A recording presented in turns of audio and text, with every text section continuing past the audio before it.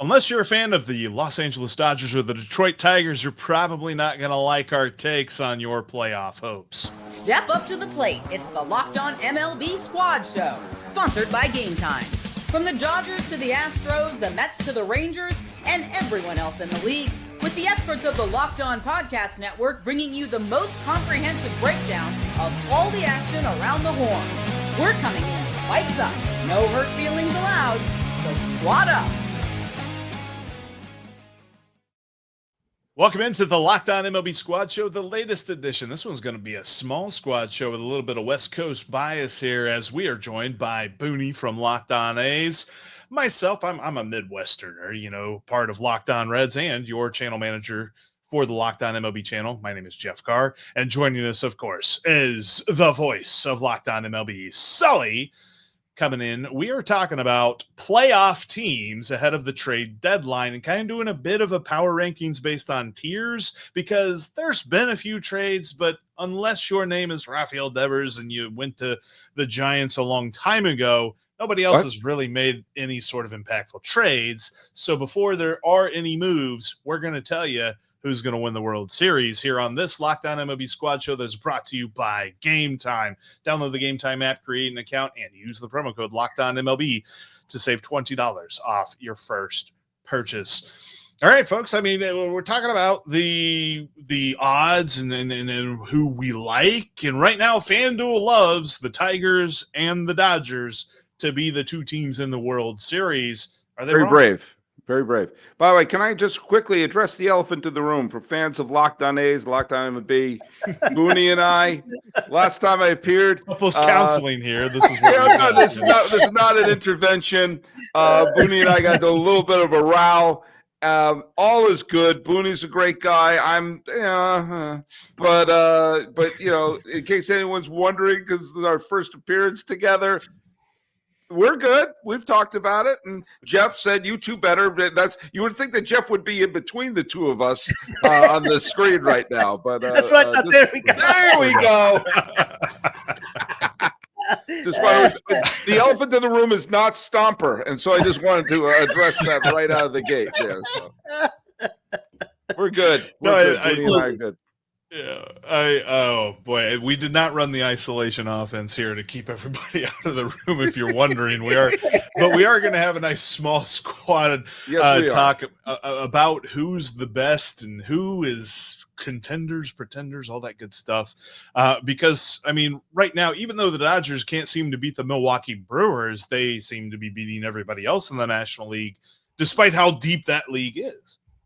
Hey, let's just make one thing clear here before we disparage the Brewers. As we're recording this right now, it's 0-0 Milwaukee and Seattle. In fact, and the Cubs lost. Yeah. But if the Brewers win this game, say it with me, the Brewers will be the best team in baseball in terms of win-loss percentage, which is how we rank the best team in baseball. So before we say, man, I can't believe the Dodgers got swept by the Brewers, you have to say, wow, the best team in baseball swept the series. So, I mean, I didn't go to FanDuel and say, I thought the Brewers were going to remain pretty good, but I didn't think there would even be the possibility. Even if they lose today, it'll be late July, and they will be tied for the best record in baseball.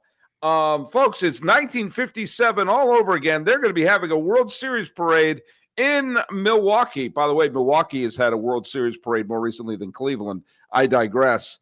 Obviously the Dodgers are the sexy pick. I didn't pick them at the beginning of the year. I picked Philadelphia.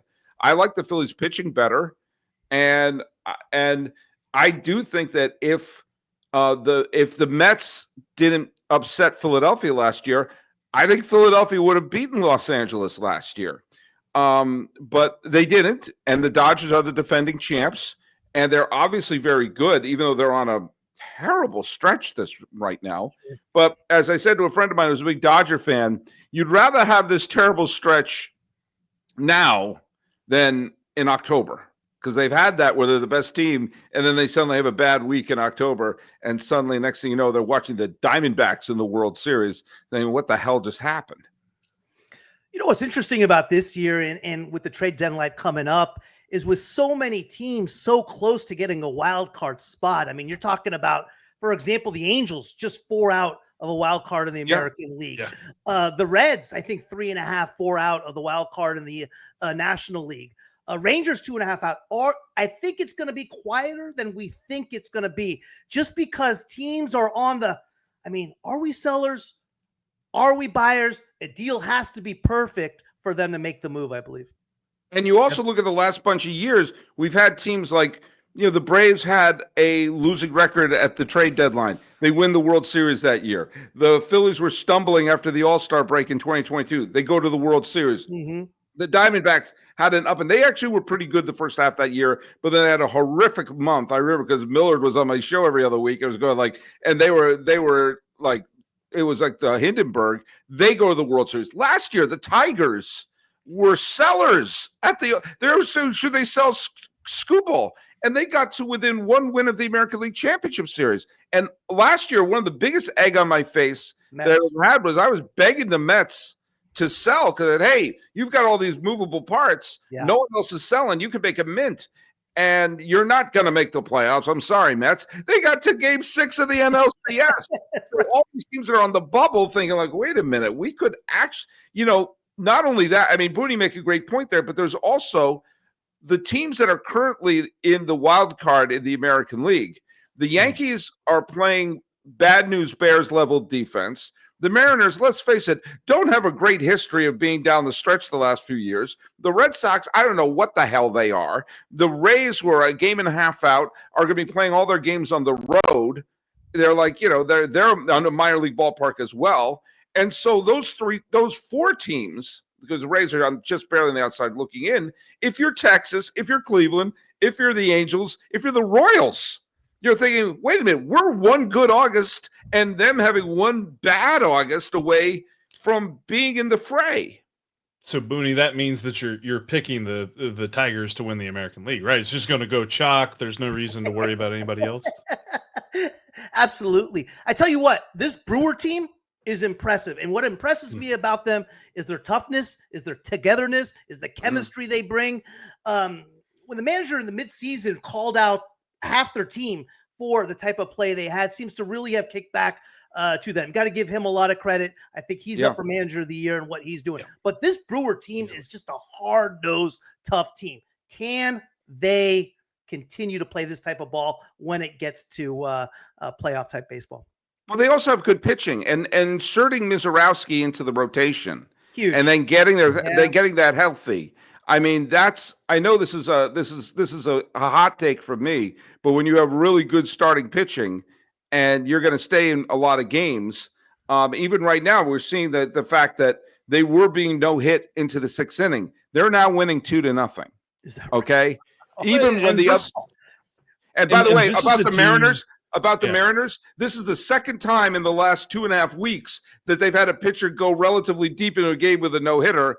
They lost that one game to the Yankees, and now they're losing this game. So, by the way, if you're chasing the Mariners, they're finding ways to say, no, after you. And this is from a guy wearing a Seattle Pilots shirt. And to add to your Brewers point, I mean, this team traded Devin Williams in the offseason, and their bullpen got better. Like, you don't get better when you trade your closer. They lost Adames. Yeah. They lost Adames, and the lineup just keeps on churning out runs. It keeps doing the things it needs to do. Like, Pat Murphy looks like a genius right now, and the front office in Milwaukee look like geniuses right now. And their player development, that whole organization just looks like it is ran super well. And we're going to have that storyline when the Brewers and the Dodgers meet in the postseason, where they say the Dodgers haven't beat this team yet this year. So that's going to be a lot of fun to hear them talk about that.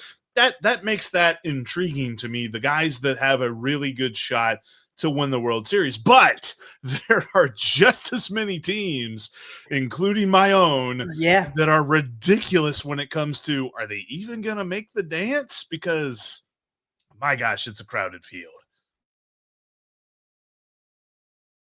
You've got to head on over to FanDuel right now and check out all the different odds on like futures for league winners, for the pennant winners right now, because they're flipping in the American League. It has been the Yankees for a long time, but now it's the Tigers who are favored to win the American League. Odds at plus 270 to get that American League pennant. Yankees right behind them at plus 310. Astros not far behind either at plus 410. And then you got the Blue Jays at 7-1. Over on the National League side, it's still the Dodgers. They're at plus 120. They're probably not going to be overtaken. I mean, they've been swept twice in the last 2 weeks, and they're still favored. And it's almost even odds, plus 120 to bet on the Dodgers to win the National League. The Phillies are right behind them ish at 5-1, and then the Cubs at plus 550. That's on over at FanDuel. Plus, if you're a new user and you place a $5 wager that wins, you'll get $150 in bonus bets. FanDuel.com. They're America's #1 sports book. Your favorite baseball team has a Locked On podcast. You better check that out, whether it be the A's with Booney over on Locked On A's, whether it be the Reds with me and my co-host Stephen Offenbaker on Locked On Reds. And, of course, we've got the league-wide coverage with Sully every single day and every night. We've got Locked On MLB Game Night. They watch every game every night so that you don't have to. All right, let's get into the really annoying group. And I say annoying because the Reds are part of this, and the Reds are annoying. I love my Cincinnati Reds, but they're annoying. And every time I turn on a game, they could be playing a really good team, and I know they're going to play really well. And they could be playing a team that's under 500, and I have a bad feeling they're not going to play that well as they did on Monday night against the Washington Nationals, giving up a 10-burger to the Nationals, who we all know have just been a powerhouse when it comes to scoring runs this year. So all that being said, the Reds are still very much in the wild card race in the National League. You've got a team that is being labeled as a bona fide seller in the Arizona Diamondbacks, who are still very much in the hunt for the wild card spot in the National League. And I'm pretty sure that the A's are still in the wild card hunt for the American League because that is such a convoluted thing. So, of the teams that are close, who is the most likely to make it in, and who should be buyers as we head into this trade deadline? Take this, Booney. You know, as far as who gets in, I mean, in the American League, I don't know how. I don't think as far as a whole conference, I don't think the American League is very, very good. I think the Rangers could take everybody's surprise with the type of pitching they have. And if their hitting just gets it going, they could contend for a World Series. Tampa Bay's right there. Cleveland's right there. The Angels are right there. Royals, Twins. I think the only real 3 teams that are out of it, Orioles, A's, and White Sox. As far as who I think is going to make the postseason in the American League, I think it's going to be the Yankees, Red Sox, and I'm going to go with the Rangers. As far as your wild card teams. I 100%. Well, I'm not sure about the Red Sox, but I 100% agree that Texas, who I picked to win the American League pennant, and they're right now. I mean, they're like as of this recording, they're a game above 500 and 2.5 games out, 3 games back in the loss column. You put them in a short series, I'm terrified of them, and that's why at the trade that because first of all, and my father, wherever he is right now, if he's not up there, no one is. Loved the Giants, and he loved him some Boch. And in Bochy, you trust. It's every other year. 2 years ago, they won the World Series, and you're just seeing this team with decent pitching. All the Rangers should do in this trade deadline is get a major league hitter, get a good hitter. Just someone because they have some major holes in that lineup. Get a solid major league hitter and put them in that short series, because the point I made earlier, the Yankees are going to shoot themselves in the foot. Walter Matthau would look at this defense and say, "Do you know what? I can't deal with them." How about that for a timely reference? The Mariners they can find a way to lose any game. The Red Sox, I have no idea what the heck they are, and so the chances of one of those teams flopping, and I'm putting the Yankees in the possibility to potentially flop because they're only. They're only 4 games. They're only 4 games up in the loss column of a playoff spot. Texas would terrify me. In the National League, I think it's a lot clearer. I don't mean to take no offense in this, Jeff. The group of Brewers, Los Angeles, Philadelphia, the Cubs, the Mets, and San Diego. I don't think any of the teams following them unless one of them has a massive injury or just a complete 2011 Red Sox collapse, I don't see any of them giving up room to the Reds, to the Cardinals, who can't get out of their own way, and San Francisco, who just I was watching part of the game tonight. I said, "Do you guys know this game counts? You guys know?" I mean, let me tell you something. Booney, Jeff, and I have all tied the Giants starting pitcher tonight in outs recorded. Yeah. 0. Yeah. Zipperino. It's bad crazy for the how that's bullpen. moved. Yeah, like the Giants themselves are a pretty talented team, but you're right. Like they just seem to find ways to lose important games, and that's the same way with the Reds. Like the Reds have the second hardest schedule the rest of the season in the major leagues, and I wonder a little bit like can they rise to that occasion?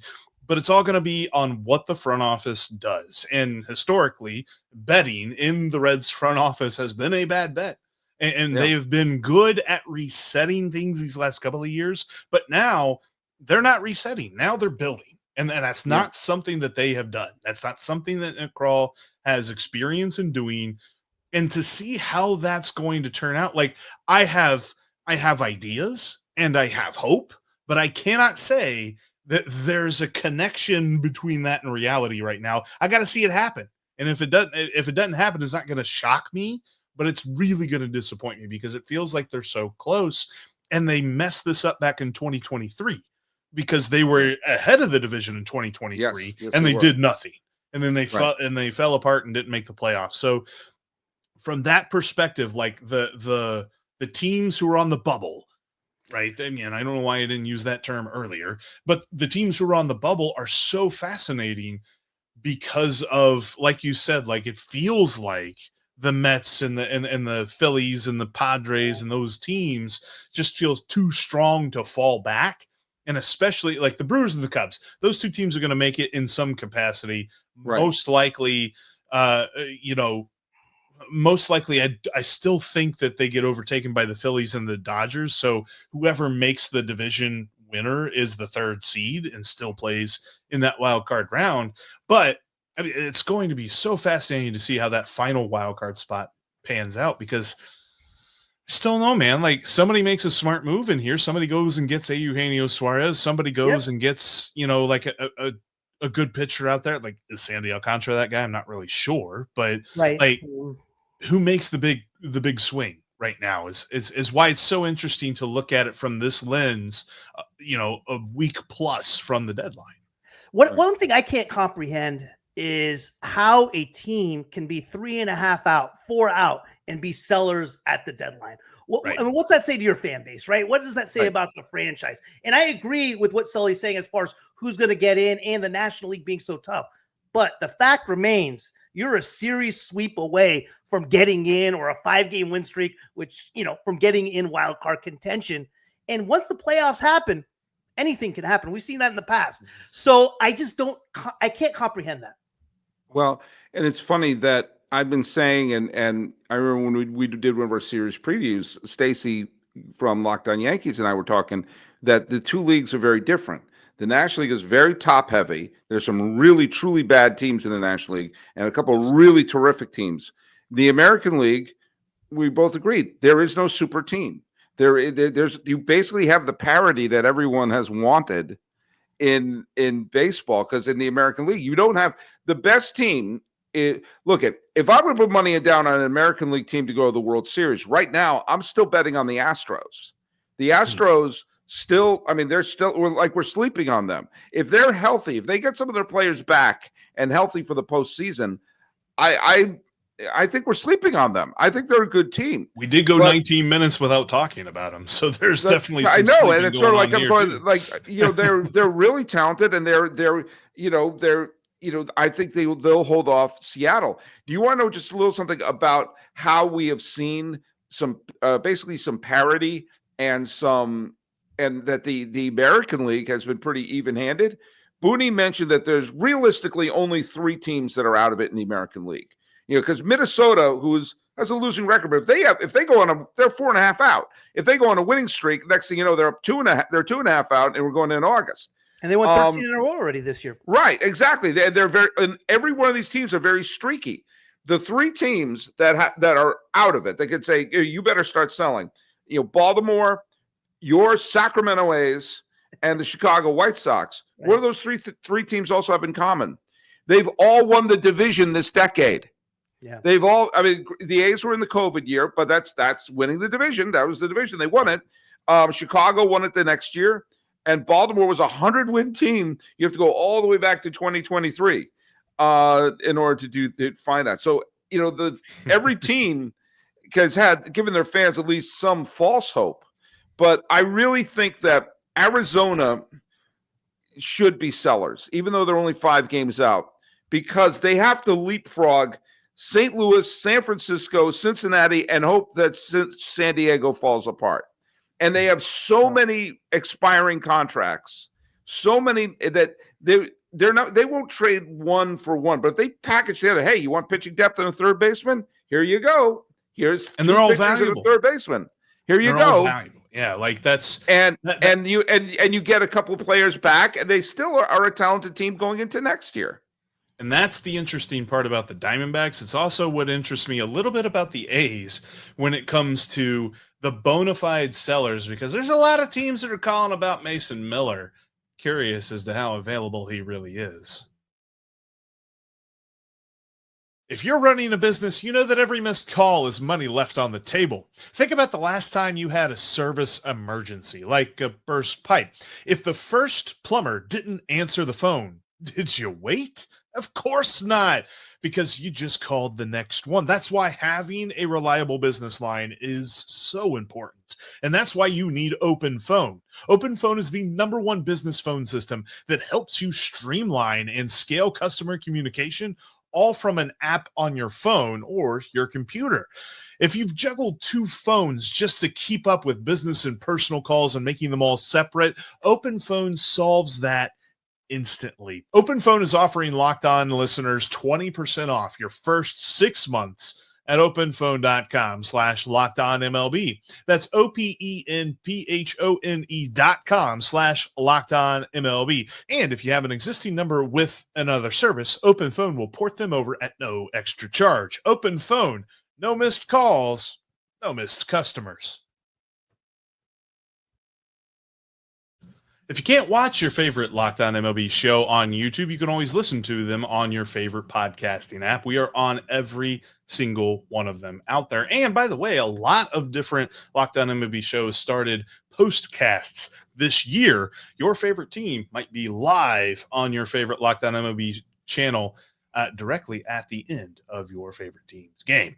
Go check them out today.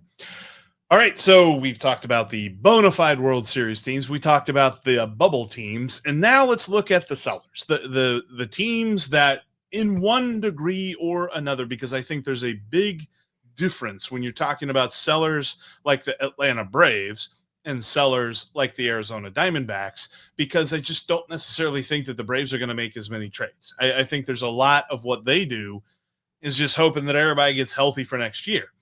But like you mentioned with the Diamondbacks, they got a lot of expiring contracts. And then when you look at Boney's A's, there's definitely some interesting players that teams could want to acquire. Mason Miller seems to be the #1 guy that is always being talked about, and yet it never seems like he's available. Is it this year? Is he getting traded this year, Boone? I tell you what's going to happen if the A's do make any moves. First of all, I hope it's the right deal. Second of all, if it does happen, it'll be a package deal. It's going to be one of 2 things, and both of them are going to be packaged with Severino. The reason it's Severino's due $22 million next year, and he has a player option for 2027, which I'm sure he's already opted in on. So you have that, right? So I can see a Mason Miller, Severino go, or I can see a Jeffrey Springs, Severino type of deal, right? Springs has a nice contract, $12.5 million due next year, and then a team option for 2027. So I can see a combination if it makes sense for the A's and they get something in return. Yeah, they'd have to get if they're going to deal Miller. There's a better chance that I'll be pitching for the A's in Kansas City for in 2027 than Severino. I mean, let's get down to brass tacks. Right. He So you're is. saying there's a chance. I remember when my mom used to take me to the wallpaper store in Waltham, Massachusetts, and I just would be like, "Why am I here? I'm so bored. I hate being here. I hate being here." And that was more cheerful than Luis Severino in Sacramento right now. Yeah. And so look at he signed a contract, and the situation in Sacramento has been try not to get in trouble here, not ideal. It's not ideal. And It and stinks. they're going to fight. And but he's going to be dealt. In order to trade, if they're going to trade Miller, if they traded him last year, the final year in Oakland, they would have burnt everything to the ground because Right. Miller was so popular in Oakland. It was the last year he was on the. I was there the final game. It was blah blah. We all know that. All right. If they were to trade him, they would have to, and they would probably package him like you said, Booty. They would package it for a team saying, "Hey, you want pitching depth? We got pitching depth." I'm sounding like I'm selling in a rug store here. What do you want here? We can make it work.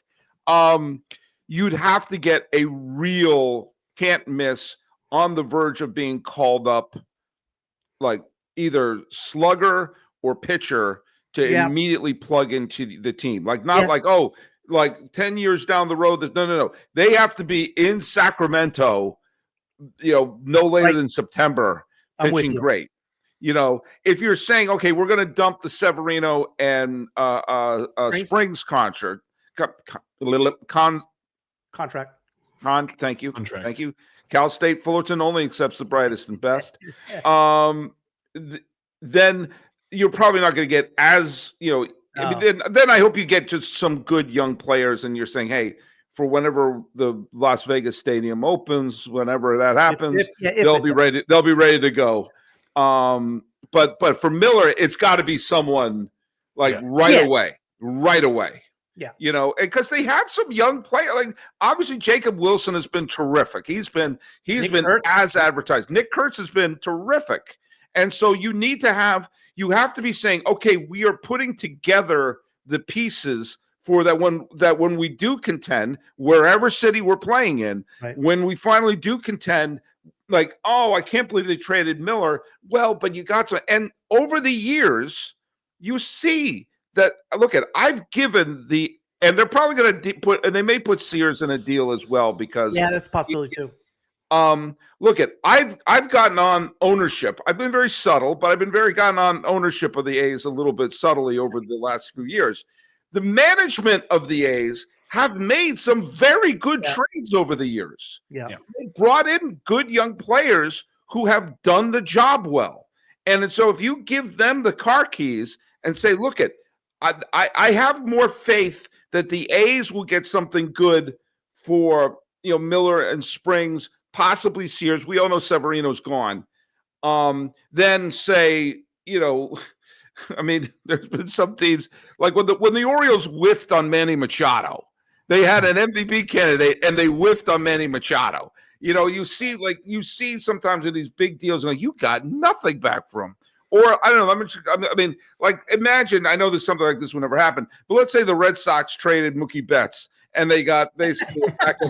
Not something like that would ever happen, but in a weird twilight zone where they would basically salary dump Mookie Betts because one of the wealthiest owners in all of sports want to save basically this. But like that, I mean, they got piddly poo for Mookie Betts.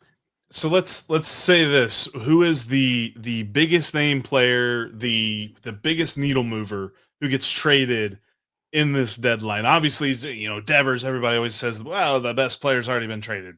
Suarez, but from now to the end, who's the biggest? I think Suarez. Yeah. Unless there's a banana boats trade. Remember when John Lester was traded? Whenever there's like, no, when you saw this happening, there could be something like the Red Sox possibly dealing Jared Duran because they have a bunch of outfielders there. I personally, as a native New Englander, do not want to see them trade Jared Duran. I like Duran, yeah. But when you see there are some teams like the aforementioned Rangers who know that they are one big hitter away. If you put one major league hitter in that lineup, suddenly they could be a potential World Series contender. Sully, let me ask you a question though. Wouldn't you be pissed as a Red Sox fan?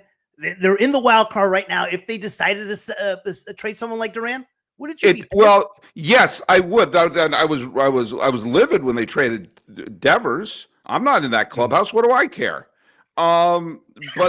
But it depends on what the trade is. If the Red Sox trade Duran, it better be a 3-team trade. It better be one of those deals where they trade this. Some team gets some young players. The Red Sox get like a major league starting pitcher. It has to be something like that, because it can't just be we're trading Duran. Like they trade Duran for Jordan Hicks, a VHS copy of Remo Williams' The Adventure Begins, and a flat can of Sprite, and salary relief. And we had Gabby on the show yesterday from Locked On Red Sox, and we were talking about that. With that salary relief, they better treat this offseason like supermarket sweep, with them running around with their shopping carts, throwing players in there left and right. But I'd be if they traded him for as a salary dump, which is not really a big salary dump, or for, hey, we got these two people who are playing in, for the San Jose Giants right now, and in the year 2086 they should be a decent second baseman. Yeah, I'll flip a table. But if they get, let's say they flip them, they get like two major league pitchers, and they get some pitching depth in there. I'm not saying I would do that trade because I like Duran. But you better be putting something on the table for this year. Because remember, the Red Sox, since winning the World Series with a little bit of shenanigans in 2018, have made the playoffs fewer times than the A's have. As many times as the Reds have. Let me put it that way.